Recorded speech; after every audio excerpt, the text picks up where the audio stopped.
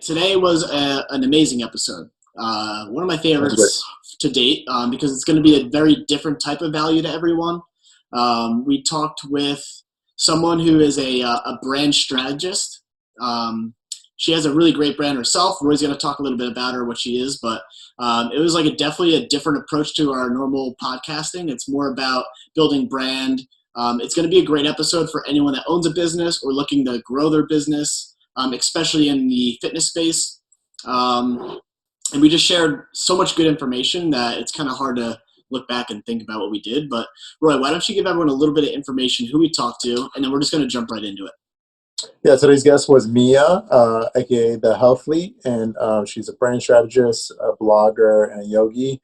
And she also just gave us a lot of information on how to brand yourself. Yeah. And she was also a track athlete for 16 years. 16-year track athlete. Yeah.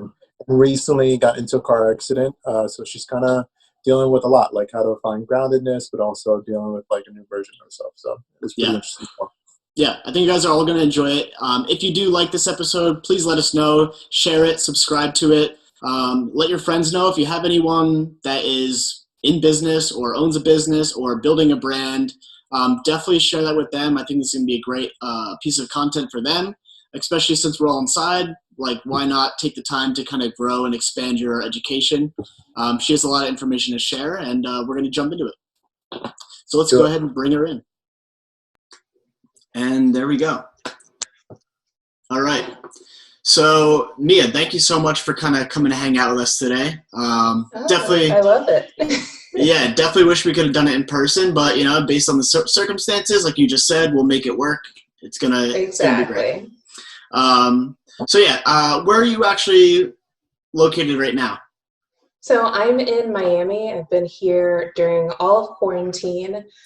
In a weird transitioning from living in New York down to here, and I guess it happened at the wrong time, but also the right time, Right. But enjoying the Miami lifestyle down here. It's definitely a lot much more relaxed. I mean, I love being able to wake up and see outside with the palm trees, the beautiful water. I mean, who can not like that? So yeah, I mean, if you're stuck in quarantine, it's better. What's the weather like right now? Oh, amazing. I mean, it's about 75 degrees, sunny day, no clouds. Perfect. It's perfect. I'm pretty jealous then. Here's been really weird. It's like, yesterday or the day before, it was like really windy out, it was rainy, and now it's kind of sunny out. I don't know, it's just all over the place. But every morning it's like really, really cold, and then you like hope that it's going to get warm. It's so weird. Well, I mean, I feel like that's April weather for New York. You never know what you're going to get. Either it could be raining for days, or you have a really nice day randomly, and maybe it might snow if you're really unlucky. Yeah. I think I remember like a few Easters ago, it was like snowing out, and then like another Easter, all this candy was melting. Because I have like 3 nephews, so we do Easter egg hunts outside. Oh, that's cute. And I remember the one time we were like laying candy out, and it was all melted by the time they even found it. So that was a waste. Did you eat it? Did you? Of course I ate it. You kidding me?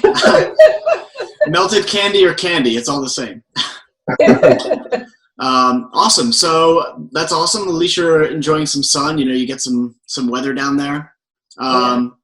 So tell us a little bit about yourself. I know we kind of talk a little bit on the phone, but let's just go ahead and kind of dive into a little bit about yourself, a little what you do and what your passions are. Okay, those are all really good questions. My name is Mia. I am a freelance brand strategist, but I also am a yogi, and I run my personal blog and website called Health is Wellth. I guess when it comes to my passions, I really love living a very wellness kind of inspired life, whether it's from fitness or, how I deal with personal care, or even just how I go about interacting, just going about my day-to-day life. I really love sharing that with people, and it helps to inspire them to kind of do it for themselves as well. And for me right now, I just am in a period in which I'm really trying to kind of put more of my time and my passions, especially during this time of quarantine, where I have a bit more time to be like, okay, like how do I grow this platform that I've been doing for almost 2 years, and how do I continue to serve my audience, not only to inspire them, but also to bring value to them and give them content and resources that they're actually interested in and want to use. Yeah, that's great. So so you said you've been running the blog for 2 years? Yes, July will make it 2 years now, which is kind of crazy. That's great. That's awesome. And Yeah. so like, at what point did you realize like that's what you wanted to really focus on? Was there a certain time period? I mean, wow. When I first started, I just kind of started a blog because I felt like that's just what you do. I mean, I wasn't sure about what I was going to even write or how I wanted it to look like, but I was just like, okay, I'm going to start this blog. I'm going to start this Instagram. Let's see what happens. And it really mostly started out with like very fitness related content. And then I started really start showing my like yoga practice a lot more. This was before I was even certified to be a yoga teacher. And kind of over time, it started to grow into something, and I was just really kind of blown away by the response and kind of the people that I was able to touch. In terms of when I really decided to start to grow it, I don't feel like that was until recently. In December, I was in a car accident, and it really kind of changed the style of content that I share on there because, I went from being someone who loved practicing handstands and headstands and doing all types of back bends because that's what I love, to not being able to do that because it wasn't safe for my body.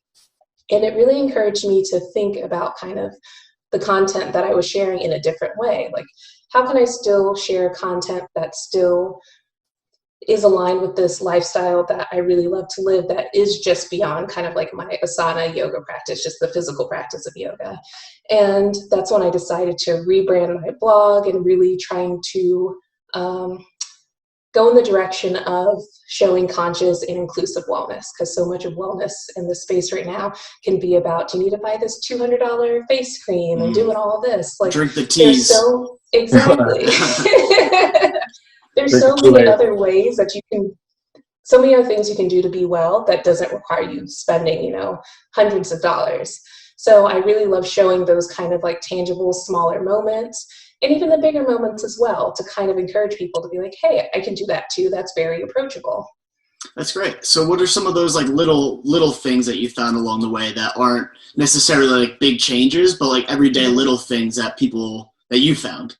Yes. For me, really getting into my meditation practice and really trying to put more time into that has been a game changer for me. I mean, I know that meditation can be a very woo-woo kind of thing where people are just like, it's not for me. I'm not going to sit here and visualize and chant some mantra. Yeah. Yeah, but I mean, that's like often what you see about it. And even I felt that way when I first started. I was just like, I don't get this. It's not for me. But when I actually went to my yoga teacher training, and they kind of broke it down to just listening and tuning into your breath and just feeling that breath flow in and out without you doing anything. It just happens automatically.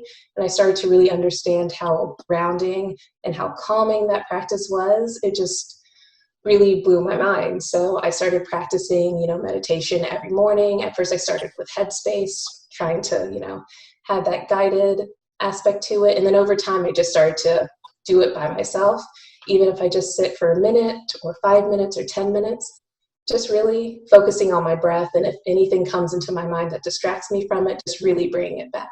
And I find that really helps to bring some calmness into my life. And I love sharing it in a way that is a lot more approachable to people. Like, just sitting there and focusing on your breath seems a lot easier than, what traditionally meditation is shown as.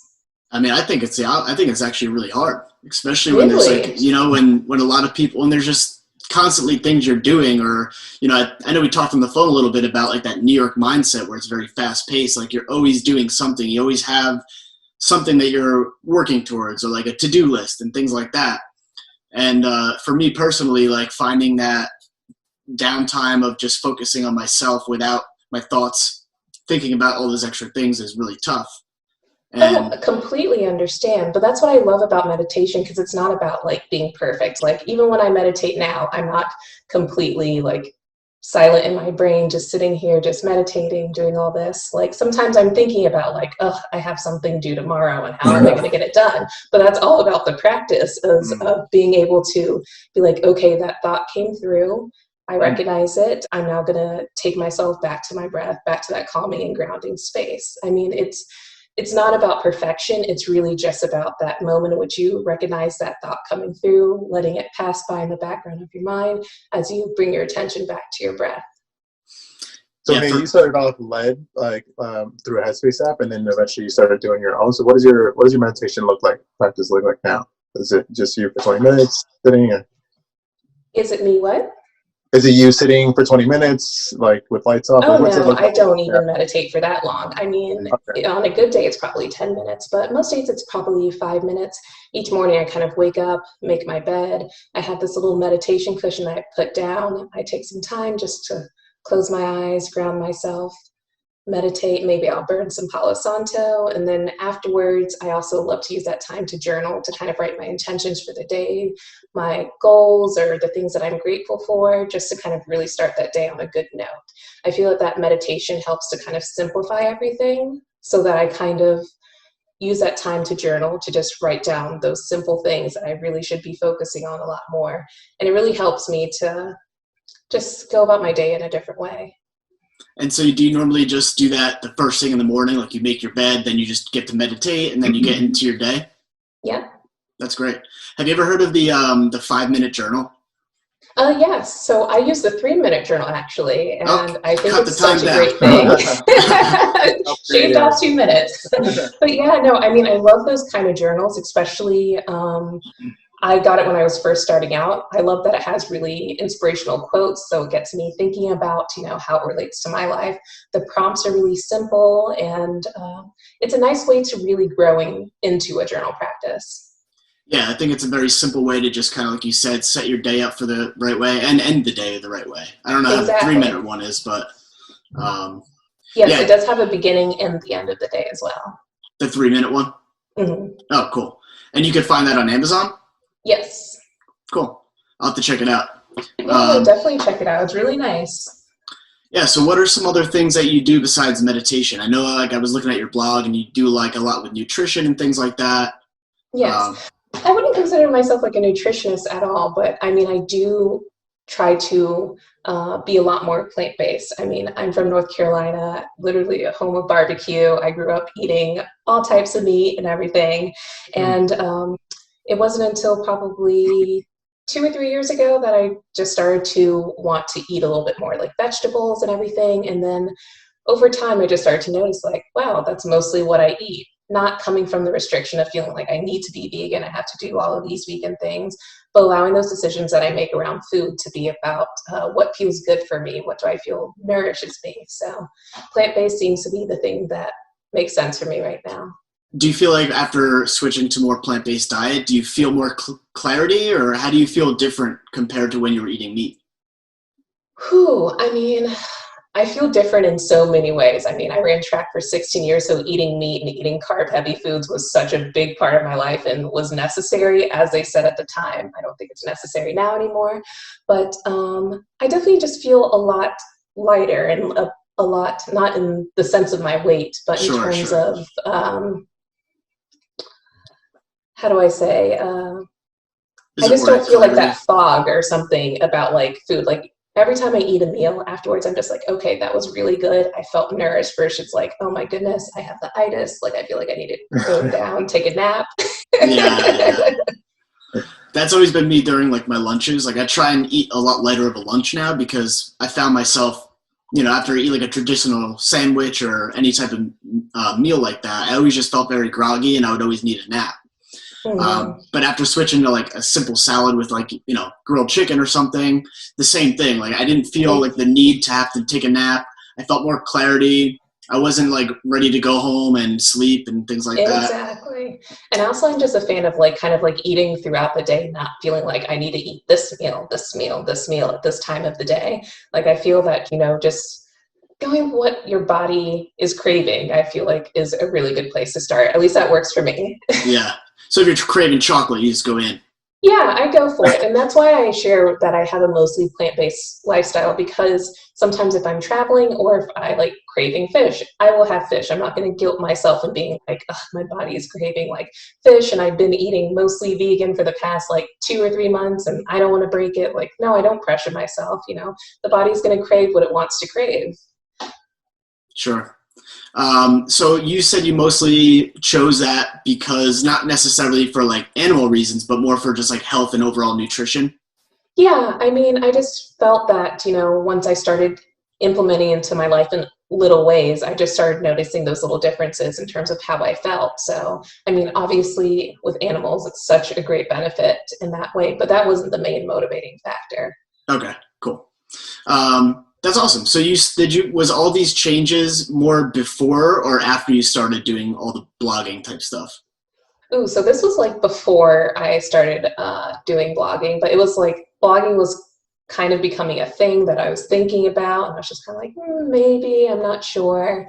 But I feel like all of these little decisions helped to encourage me to take that step to start my blog. Cool.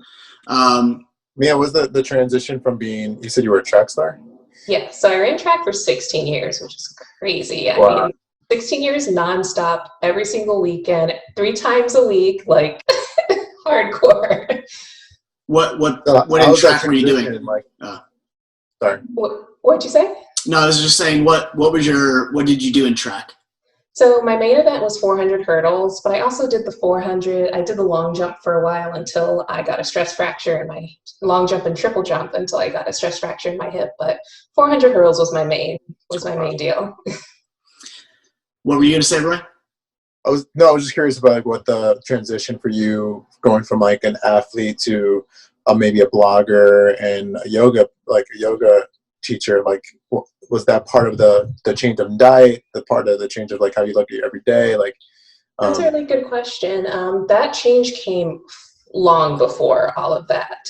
It was definitely not an easy transition. I mean, 16 years is a huge chunk of my life, and it was the only way in which I kind of like framed my life. I mean, I tried out for the Olympics once when I was in college, and Wow. I just lived, breathed, and ate track for almost 2 decades, which is crazy.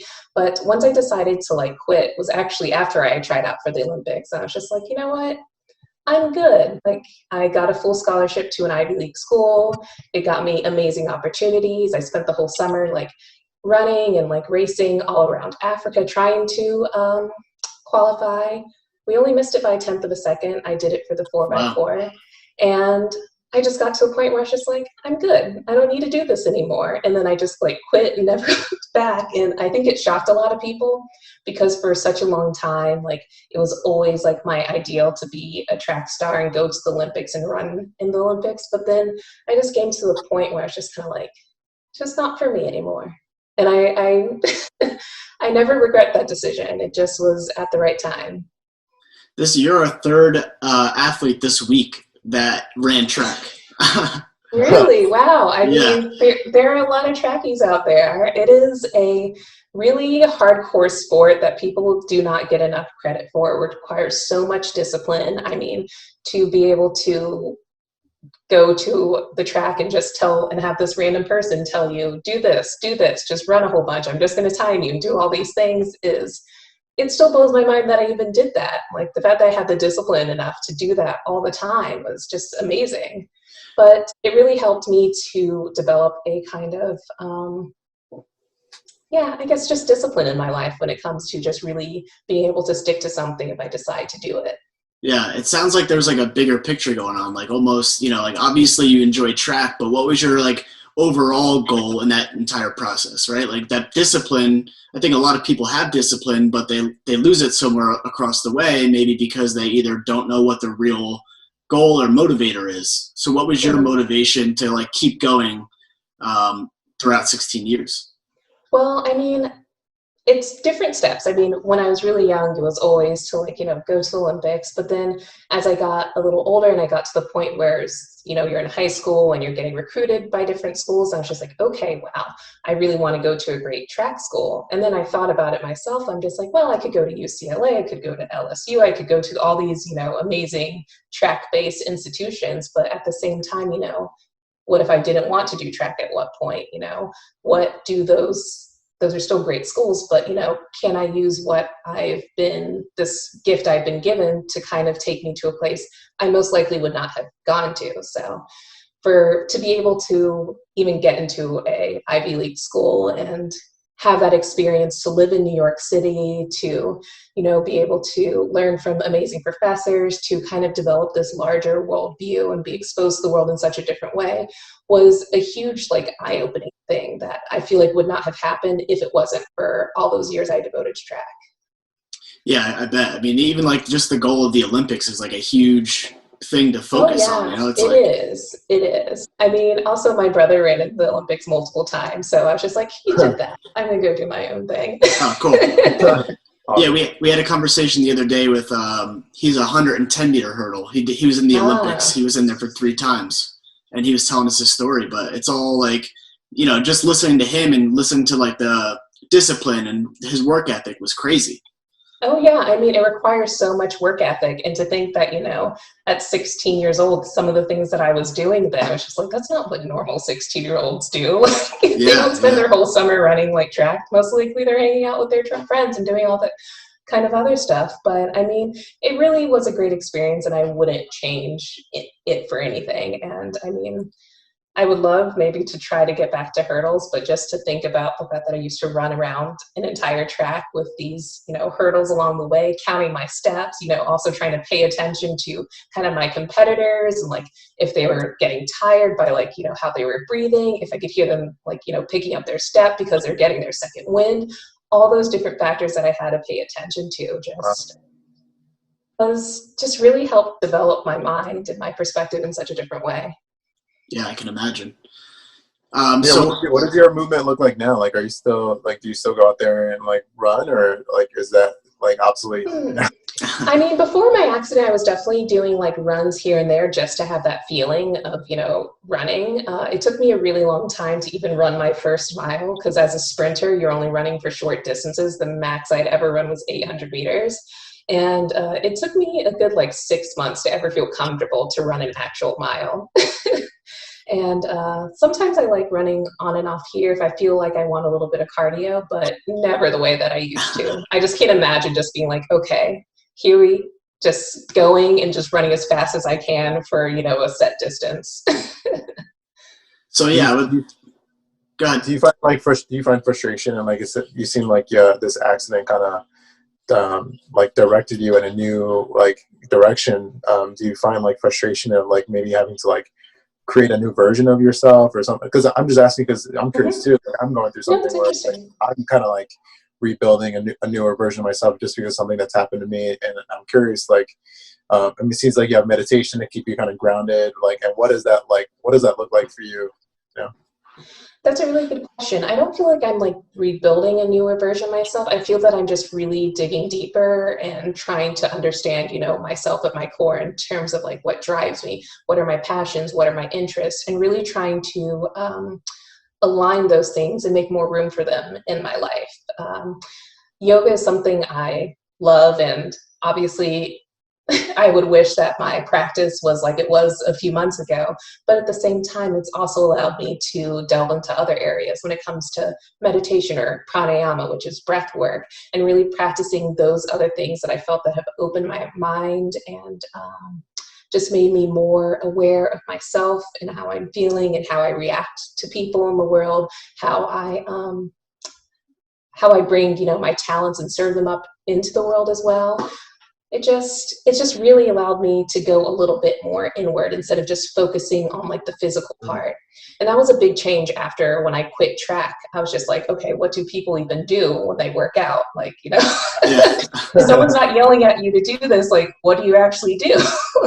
And the whole concept of boutique fitness was like a little weird for me at that time, but then I slowly started getting a little bit more into it because I like that feeling. I learned to like that feeling of community, which is something I didn't have in track. Even if you're running on a team with 3 other girls in a relay, you still pretty much train individually. You'll have that one practice where you practice passing the baton, but you know, you still are on your own individual paths. And I guess it's still in a fitness class or a yoga class, but I love that sense of like, we're in this together, we're doing this together.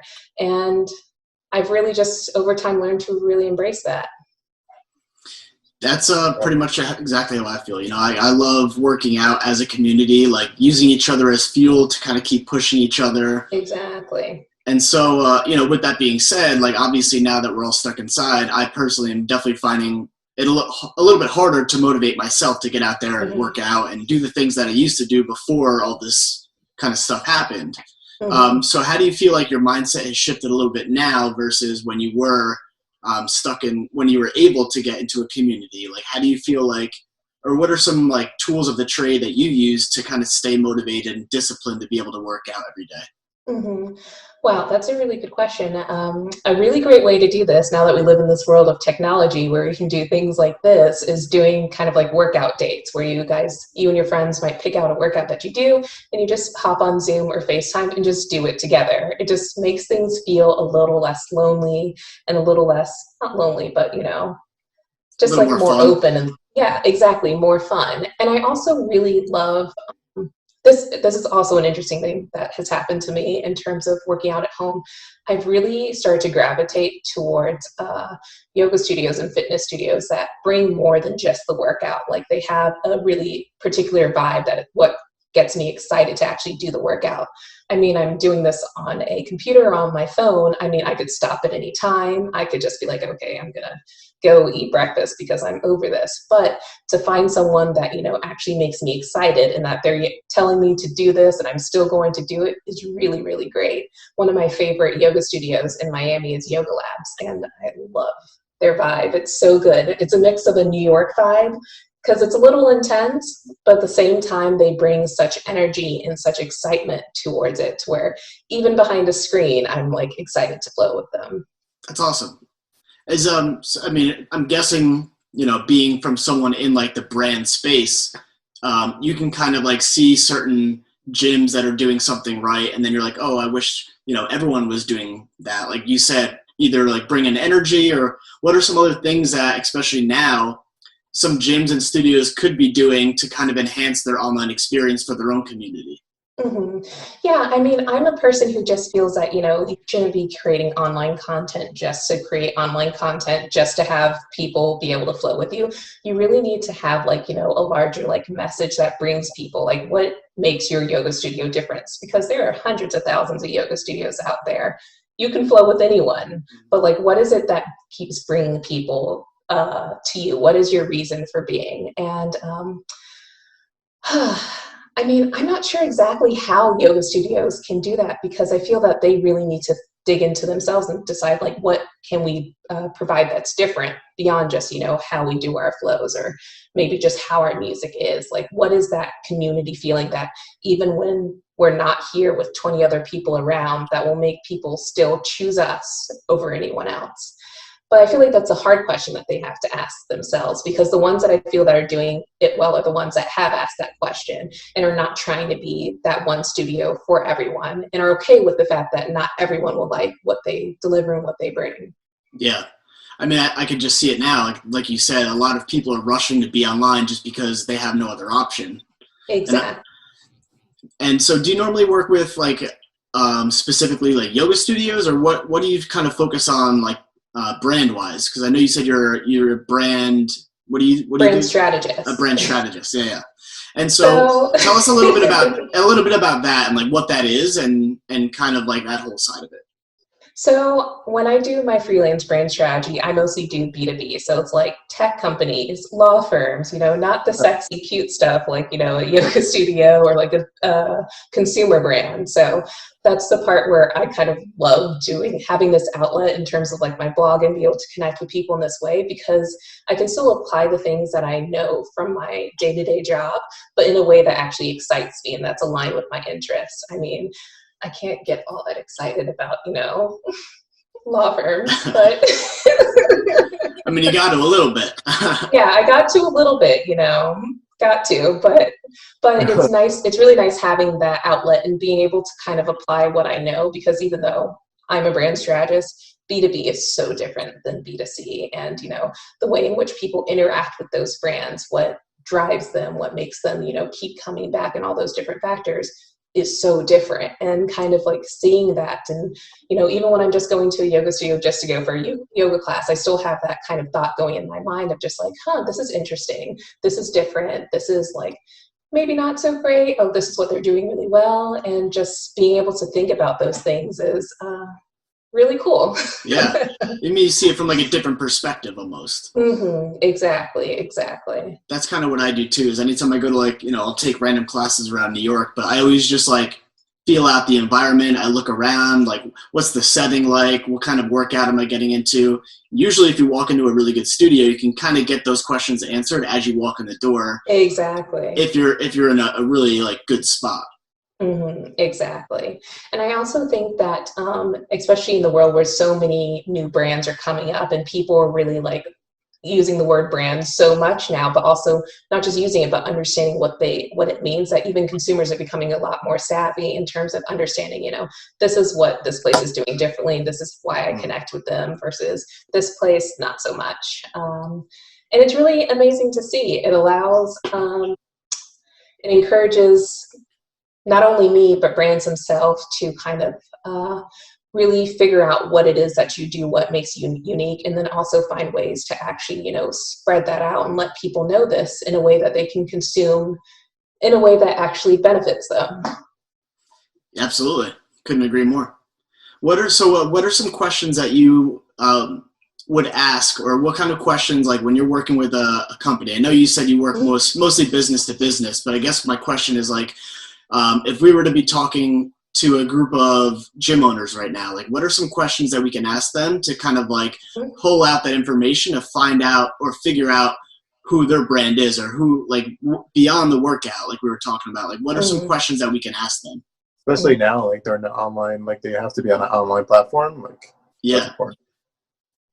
I think a really great question. And I think it's a question that people often answer the wrong way because they think about it functionally in terms of numbers and everything. It's just like, what do you do different? Like, if you're a CrossFit space, what is it that you're doing different? Is it that, you have something where people can do the classes themselves and it's like on a screen and they do the circuit themselves?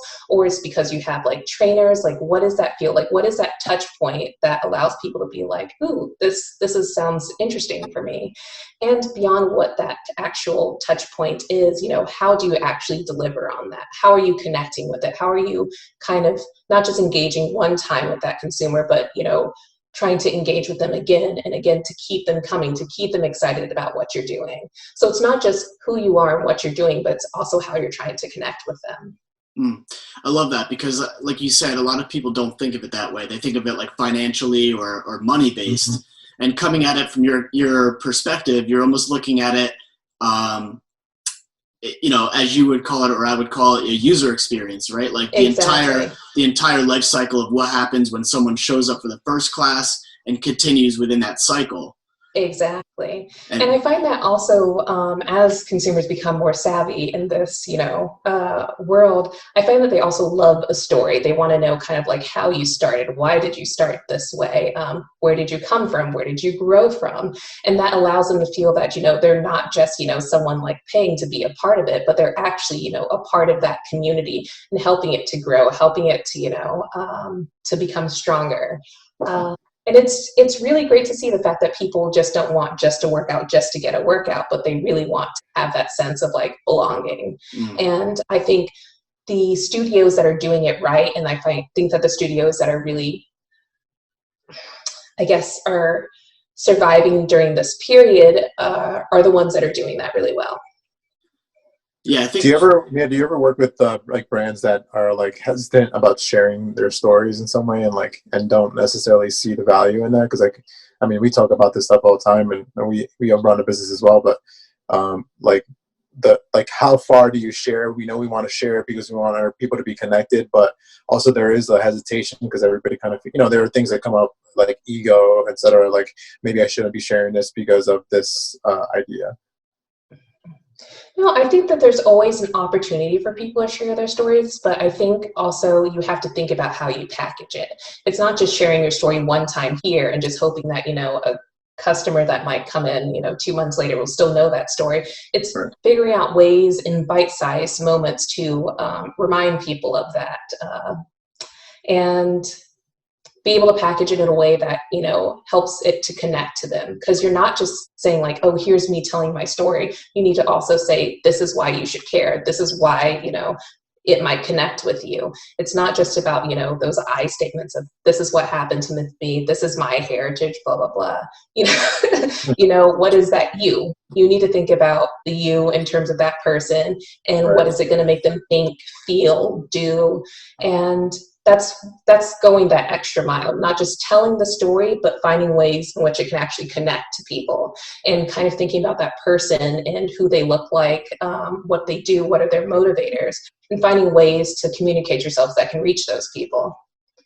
Yeah, that's awesome. It's like sharing because I think that it's giving you value that I'm sharing, not necessarily just I'm sharing because I think that I'm great. Exactly. Yeah, I think it's more of like, well, what I was going to say is like, like you said, I think you can take that same story, chop it up, but you can also apply it to like different things, right? Like some people might listen to that story better through a picture with text. Some people might like that story through video. Some people might like it through audio, and like you can share that story multiple different ways.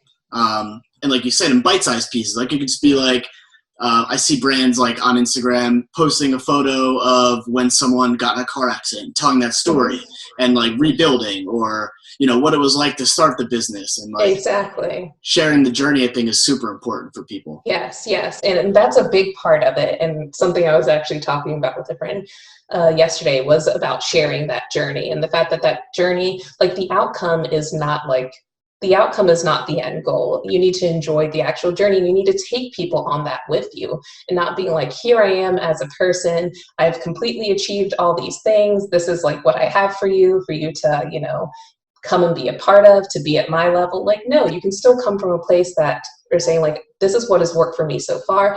This is what I'm continuing to do. These are kind of like the direction I want to grow in, and just kind of take people on with you. I mean, people really value that a lot more than ever now.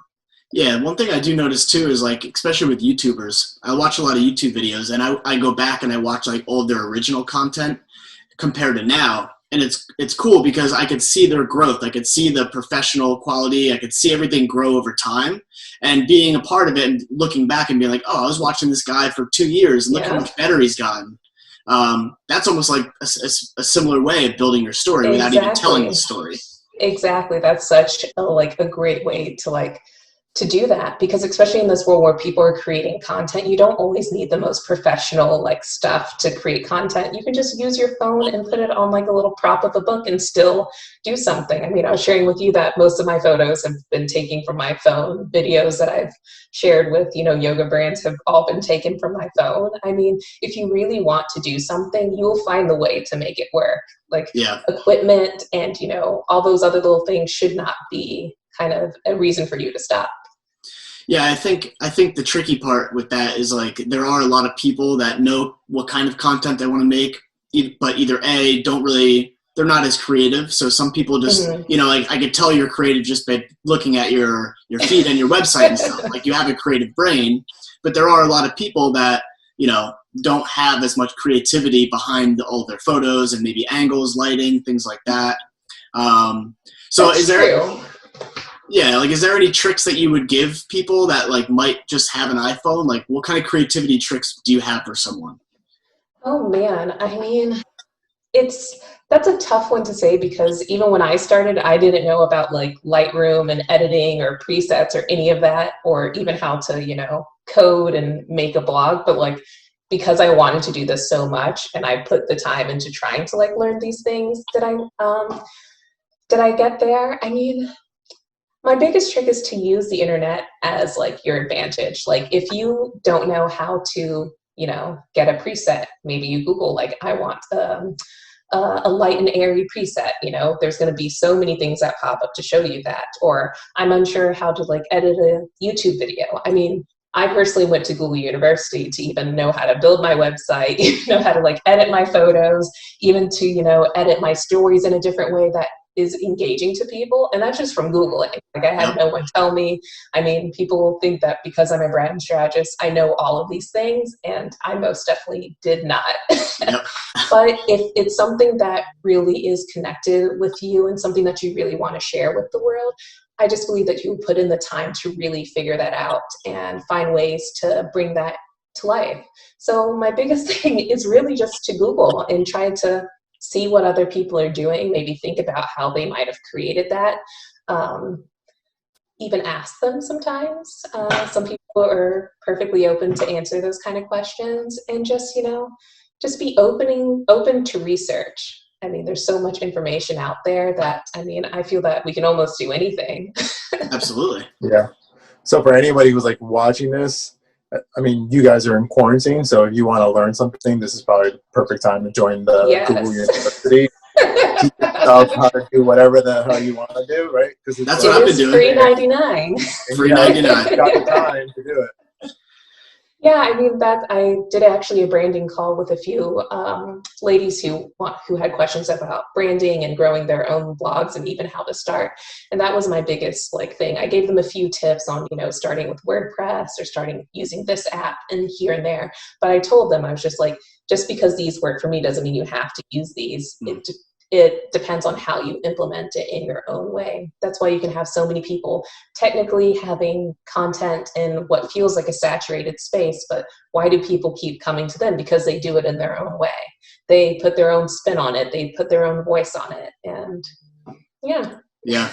Well, I think another important thing too is there are a lot of business owners out there that are just sole proprietors. They either are running the space by themselves, and they might not have time to do all that stuff. Mm-hmm. But I think an important thing, especially nowadays with branding, the importance of branding is they shouldn't be afraid to spend the money to get someone to help you. Exactly. Oh, 100%. I mean, just because I decided to spend time to build all these things doesn't mean someone else has to do that as well. You can definitely, figure out how your time is best spent. If you do not want to learn how to do this, find someone who is able to actually deliver on what you want, will not overpromise and underdeliver. That is frustrating for sure. I can imagine. Yep. And have them do it. I mean, there's just so many resources that, sometimes I feel that if someone really wants to do something, they will find a way. It's not necessarily the lack of being able to not know how to do something. It's more so just that, drive to be like, is this really important enough to you? You will find a way to bring it to life. Couldn't agree more. Well, I had a question here. Hold on, let me see if I can find it. Oh yeah, so I was looking at so with your blog, you do a lot of weekly tips, email blasts and stuff like that. Mm-hmm. And how do you feel like that's working for you? Is that bringing a lot of people into your community, the one that you're building? It is. It really surprisingly is. I mean, I started this probably last summer, and then life kind of happened and I went off of it. And then after my accident, I was just like, okay, I want to bring this back. But I'm really amazed at just the number of people who want kind of that personalized content when it comes to, I share personal words from me. I share a few articles from things that I personally feel inspired by, some tips that I think I like bringing into my life. Also, I have this little feature where I share plant-based recipes that I made each week. I'm not a recipe developer, but I do love good food, and I love being able to share kind of the things that I enjoy that I think is really easy to cook and, a nice way to have some fun in the kitchen with people. And then just other things that I believe helps to inspire people to just bring more wellness into their life. And I'm really amazed at how many people connect with it and just love having that extra, I don't know if that's just extra dose of wellness in their life. And yes, now I've started doing personalized yoga content with some yoga videos involved now. So I'm really excited to be doing that. It's a question I've gotten for a long time. I don't teach at a yoga studio because it just doesn't fit in my life right now, but being able to kind of share little flows just from my bedroom with people is still a great way to kind of deliver to my community something that they've always been asking for, but also finding a way to do it that's authentic to me, that's still done in a very high quality way, and something that I feel proud of to put out there into the world. That's great. And so you said they're asking you for this, which is actually really interesting. So it's not like you're going out and reaching out to them, asking them what they want. They're coming to you. Exactly. And that's the thing, what I love about Instagram is just like, if you have an audience, you have automatically a bunch of people who will give your opinion if you ask them, especially of the ones that, really like feel attached to what you're doing, feel like really close to your brand. If you just, sometimes if you ask, they'll let you know. Sometimes without you asking, they'll let you know and they'll ask. I got probably 20 DMs when the quarantine like fully hit about like, when are you going to do yoga videos? I want to see you do yoga videos. I was just like, okay, I guess this is the time for me to start doing it. But then for me, it was also finding a way in which I could do it that felt authentic to me. I never want to put out content that I don't feel proud of, that I don't feel like is actually like beautiful, and that I also don't feel like, serves what people are actually looking for. You won't find me just doing an IG live and just, flowing from my, living room with bad lighting, with bad sounds or anything like that. Not to have any judgment for that, but that is just a standard I have for myself. And I think also my community understands that.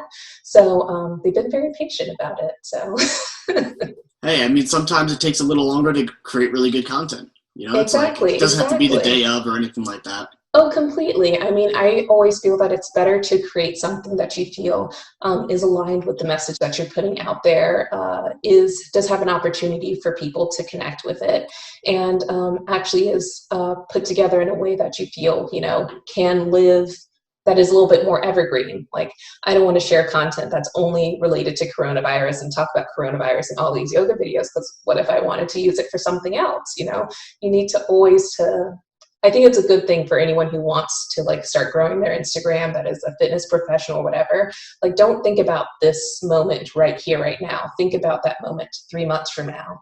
If you're sharing all these videos, might as well record them, and you can, create a website in which you can share your own platform and have people like pay each month to do your particular workout. I mean, I just think that people should be a little bit more long-term thinking during this time, not just, helping people get through working out right now. You can still do that while also, providing content that can still be useful to them down the road. Yep. I've been telling I go to a CrossFit gym, and that's what I'm kind of like talking to him about, is like, continuing with this entire thing. Like, just because when this is over doesn't mean people aren't going to want to consume your content once it's over with. Exactly. Oh, totally true. And then some people might not be local to you, be in love what your studio is about, want to be more a part of it, but location is an issue. Yep. So they will flow with you or work out with you from the comfort of their laptop. Yep. Yeah, would you say that like you built your brand to the part where your community is so attached to it, and now they're kind of like telling you what the next steps they want? Because it seems like that they were like, oh, we would want this from you. So, but now you're in a position where you can actually do that. You can give to them because they're kind of like allowing you to open that space up to a new direction because that's what they want. Exactly. I definitely feel that they've helped to kind of put me in that direction. I feel that if I started doing this maybe almost a year ago when they first started asking me, I would not have been able to deliver on it, as then I would have felt the pressure to only do this on YouTube and now start a YouTube account and be thinking about driving traffic there, versus like, I have such a strong community in this one space. I need to actually serve those people, not just focusing on like, what content I can do to get more followers here, followers there. Like, no, you really want to be able to serve those people. And if that resonates with those people enough, those other people that exist somewhere out in the world will find their way to you. Yeah, so I was just thinking too, because I know in our last conversation when we were talking on the phone, we talked a little bit about like your demographic and your community and how you felt like you were maybe a little under trying to think of like the right word, kind of like underrepresented in the yoga space, right? Like the women of color specifically were like very under kind of like focused. And I'm wondering like, can you just talk a little bit about that? Maybe talk a little bit about like how that helped you, focus on growing it and like that positioning? Exactly. Yes. I mean, it's no secret, not just in the yoga space, but in so many spaces as well. But I mean, it's very clear to me as someone in the wellness space, it's particularly bad in that space, but there is really no diversity when it comes to even wellness bloggers that I know of. There's only one other person I know of that is a fellow woman of color in New York, which is kind of crazy. I'm sure that there are others around, but I'm just like, Yeah, I mean, I'm in the every space. blog I'm I here. see Where is are always you? just like a basic white girl that's on there just sharing her information. You know, it's like, Exactly. And that was a form of disappointment for me in a long time, especially when it was in the beginning and I was still kind of figuring out what I was doing and just kind of like putting out yoga content out here. There was periods in which I felt that I was often looked over because, I was a woman of color, and they did not feel that that is their, demographic at all. But at the same time, when I feel that I'm trying to talk about those things a lot more, I started doing a yoga event series called Yoga and Wellness Pop-Ups. I know, very creative name. But when I started gearing those trying to reach my community in real life way and trying to bring attention to this, I found that, that things kind of shifted a bit. Brands would want to work with me a lot more. I got a lot more opportunities because I was trying to be more vocal about that. And I found that that was a benefit for sure once I got to a certain point. But in the beginning, I felt that it was really challenging. I find that also some brands cannot be forward thinking enough to want to work with women of color until you reach a certain point, and then they're just like, oh, this person's really popular, might as well just throw this person in there. And that's like not meaningful at all. Like, I was reading this article a few days ago about how this woman was talking about how a brand just throwing one picture of a Black girl on, like, their feed full of white women and full of just, people who look one way is not bringing diversity. That's helping no one. right. And it's almost But like it's like a self-interest, like they don't really care. They just want to exactly. do it so that they come off as diverse. Right. Exactly. And the thing is that people are so savvy now that they realize that Mm-hmm. stuff without knowing background in terms of, like, what conversation that, influencer could have been having with that brand, how that could have gone.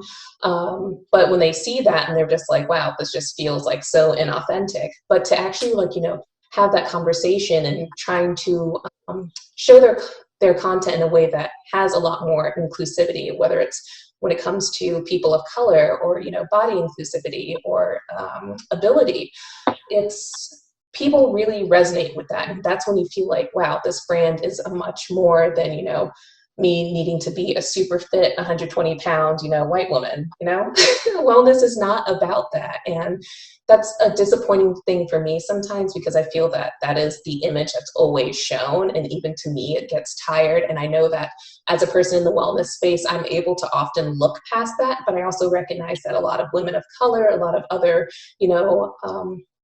women with other diverse bodies, maybe not be able to, like, you be like, okay, I see that, but I'm still going to go through that. Sometimes they might just be like, nope, not interested. Like, this is not for me. It's not showing that it's for me.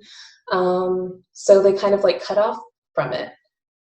Yeah, I think it's unfortunate too, because like there are so many probably very talented people of all races and colors and sizes and everything that are either scared to get in front of the camera to share their story because they feel like this image of the perfect yogi is supposed to look like this, or and I feel like what you're doing is great because it's going to be inspiring to people that are going to be able to take a chance, take a risk, not really care about what other people think of them, as long as they feel true to themselves and feel like what they want to do is showing through their work. Exactly. And I love the fact that, yoga practice in general, that I notice in terms of like macro things that are happening, is that it's really shifting away from just the, the asana practice, doing handstands while like also doing a back bend and, whatever is really cool. I mean, that's awesome for someone to get to that point in their yoga practice, to be able to do that. But there's so much about yoga that can still feed into someone's life beyond just, being able to do a handstand or a back bend or things like that. I feel that, once more people start having those conversations, showing those diverse spaces, showing those diverse faces, showing those diverse bodies, it allows people to really like feel like, wow, this is something I actually can't exist in. It's not something that's like this woo-woo thing over there that I can't be a part of because it's just not for me. Yeah, it's so important. There's just Yeah. so many people have like, and I can kind of see it. Like I could see just scrolling through Instagram, like certain people like want to take a bigger risk. They want to take a bigger jump into whatever they're doing, but I just think that there's a lot of hesitation behind it because they feel like they're not the right person for it, or they're not the right voice, or they're not the right look. And I totally understand that. I mean, being a person in which I felt that, every time I would go to a yoga studio or a fitness studio, I was like the only person of color. Yeah, that sucks sometimes, I'll be honest. But at the same time, I felt that I needed to really dig deep and try to really be present in these spaces and show myself as present in these spaces. I mean, I'm that weird person who will record myself doing a workout sometimes with their permission, obviously, but just to show that, you can exist in this space and you can do this workout. You can do all these different things, and don't let the fact that, you might not see that representation there stop you. But at the same time, you want to be in spaces that kind of embrace that representation as well. So. Yeah, I think that's one thing. Sorry, go ahead. No, I was just going to say, I think that yoga is like a really good space for that. It seems to be a little bit more diverse now. I know Roy's more involved with yoga than I am, but. I was going to say, I think it's also like important for people like to understand that like a lot of these like health and wellness trends that are popping up like over the last couple of years come from like people of color. They come from India. Like, I thought it was weird that avocados were popular. I was like, they were popular when I was a kid. Like, we had avocados every single day. Like, I didn't even know about house avocados. Yeah, for some reason, it's something new. Veganism is definitely a part of a lot of people of color. Like, but it takes, I guess, and especially specifically America, for it, to hit the mainstream in some way, and then all of a sudden, people of color are the oddballs out of stepping into back again. It's like. Well, no, we're not stepping into a weird space. It's actually a space that was kind of taken, and now we're putting ourselves back into it. And I think people of color kind of find themselves disconnected from those things, when in reality, it is part of our cultures. It is part of their culture. Mm-hmm. Yeah, no, and it allows people to feel a little bit marginalized from those things, because you're just like, wow, like this is something that, is a part of my culture and I do it and it's weird. But then all of a sudden, you put, this skinny person on the face doing this, and all of a sudden, it's amazing and it's like great. And that definitely is a downside for sure. I feel that our world is kind of shifting away now that people are kind of calling those things out. It's making brands, it's making people much more mindful of those things in terms of like how they actually, they talk about, like, once again, if yoga is a part of your life and you love kind of like the culture around that, like that's a great and beautiful thing. But at the same time, to appropriate that culture in a way that, gives no credit to, the people who have, grown this and made this a practice that is available to you is a bit wrong. And I mean, it's something I do see in the wellness space a lot, and it's frustrating for sure. And I mean, even if it's from someone that, I care about, but at the same time, to have that conversation and be like, what, this is why this is rubbing me the wrong way, and this is why you probably should, not do this, because, there's a larger world about being marginalized that you might not know about because you've never experienced it. You've never been experienced for someone to tell you that you can't do this, or like, this is weird, and this is why, like, you're going to be shut out from our culture because you're doing this thing that's different, versus like, now you whatever you want. Yeah, I mean, I'll just be honest, that was kind of like me a few years ago. Like, before I even started, now I work part-time at Lululemon, so I was never really involved in like yoga or like the whole mindfulness space. Like, that's how I met Roy. But for me, looking at Roy, I was like, Roy's a big guy, a big Spanish guy, and I was like, yeah, he doesn't really like fit the image that I thought was what it should be. Like, I always had the image of what I saw online. So when I started to get involved in it, it really opened my eyes to like all the diverse opportunities that everyone has, like, even now, a lot of people look at someone like that works at Lululemon and they have to be fit in shape, and just very, very narrow-minded. And like, I'm glad I entered that space because it really did open my mind, and not even to like people, but different ways to work out. Tomorrow afternoon, I'm taking a bar class. Nice. Yeah, I was like, you will feel the burn, let me tell you. I know. I think it's funny, but I'm like, I love it. I'm like, why not experience these things to see what it's like? Because just because you're a man doesn't mean you're not able to take a yoga class. You're not able to do those things. Exactly. And I really feel that, brands, something that they can do better on is just kind of like showing that that bit in terms of, not just focusing in terms of the audience that they already have, but, expanding that to be like, this is not just for one type of person that fits these three things. This can be for you. This is why it is good for you. And that's what I love about what I share is that, I really kind of take some of the little like daily wellness activities that I do and really show that, this is something you can do too. Even I shared a live meditation and someone wrote me a message being like, wow, that was so relaxing. It felt a lot easier because I always was so scared to meditate. I felt that I couldn't do it. But you breaking it down in this way of just like thinking about my breath and focusing on that made it so much more approachable to me. And I find that, that word approachable is a really big thing that I think more brands could, work towards, not just, this aspirational part that brings a lot of people in because people love seeing stuff like that, but also taking that, that next step in that strategy or that journey and being like, you know what, these are approachable ways in which you can also do this yourself.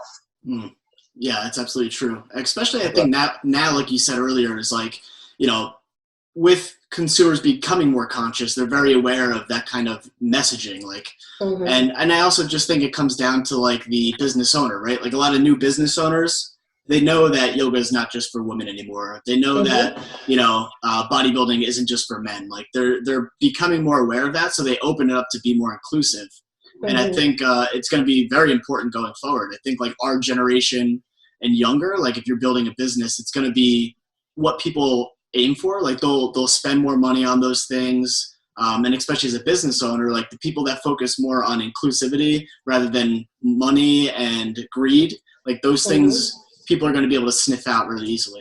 Exactly. I mean, when you focus on hitting the bottom line, you might hit it, but at the same time, you might be, missing a bunch of other opportunities that are out there because you're so kind of have this funnel focus on this like one thing versus, I mean, I can think about a brand like Beyond Yoga that, has really done a great job of being very inclusive when it comes to bodies and, cultures and everything. And they're a perfect example of a brand that, went from this tiny little yoga clothing brand that really wasn't known to this really big thing. And they know how to communicate to their audience very well. They know how their audience loves to be included in certain ways, loves to be able to do all of these different things. And I think it's a really great example of a brand that's like doing it right.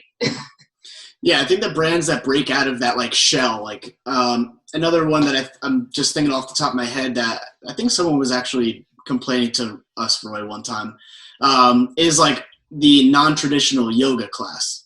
Like I know one of my favorite classes or one of the coolest places that I like in New York is Y7.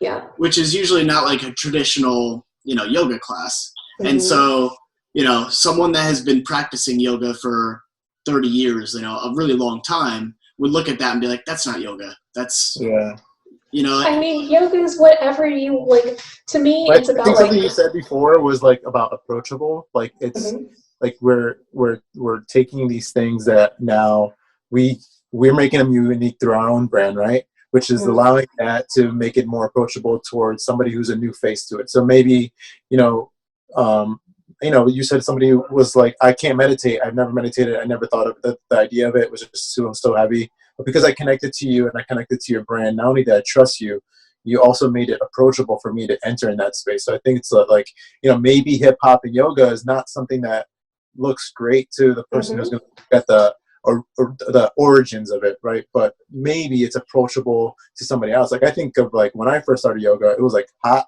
power, Bob Marley flow, hip hop, and like that's not the kind of yoga I do now. But it's what brought me into the space and made me realize that there were more things, and I needed that entryway. Exactly. And that's such a good way to describe it. That entryway is so important, whether it's you're doing goat yoga or hip hop yoga or whatever type of yoga that kind of like first brings you in. Just the fact that you're taking that moment for mindfulness and to focus on yourself and to kind of like leave the rest of the world behind, your work or whatever is going on, is a beautiful thing. So any way that happens is a great thing. So I don't buy into the thing about like, hip hop yoga not being yoga or this not being yoga. Anything that brings someone into this world, I think is always such a good thing.